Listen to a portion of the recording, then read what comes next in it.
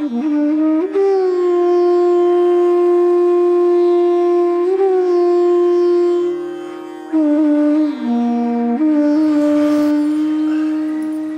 in South India, do you know Harihara? Harihara is combination of Shiva and Vishnu. There is also Parvati and Shiva. What is that? Ardhanarishwara. What is his name? Ardhanarishwara. Yes.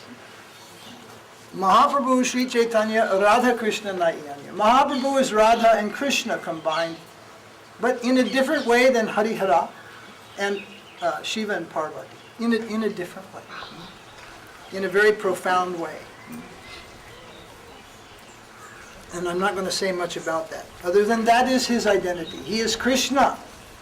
But his mood is as the greatest devotee. The greatest devotee of Krishna is Srimati Radharani. In the beginning of Krishna consciousness, I heard that Mahaprabhu, he is Krishna, and he's acting like a devotee. It took some years for it to sink in, so to speak. Which devotee? I hope he's not acting like me. Is he acting like you? Krishna comes to act like a devotee. Which devotee? Which caliber of devotee? What type of what devotee? It is mentioned that in the daytime Mahaprabhu used to act like an ordinary human being. He would do Sankirtan for 5 or 6 hours and go to Jagannath. That's the business of an ordinary human being, to perform Yuga Dharma. In the evening, in his room at Gambhira, he used to exhibit wonderful pastimes beyond the imagination of anyone.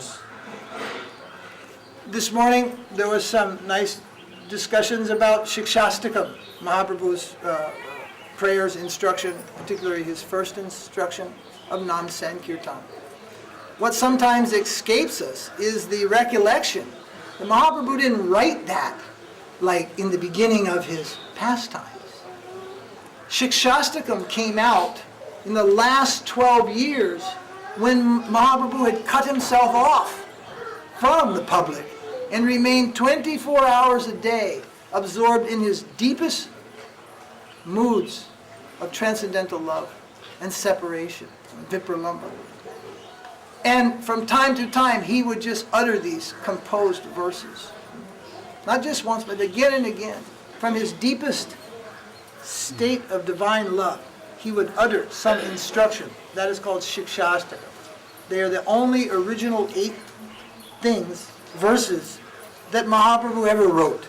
His disciples have written libraries and libraries full of literatures to explain him, to explain actually the meaning of those 8 instructions.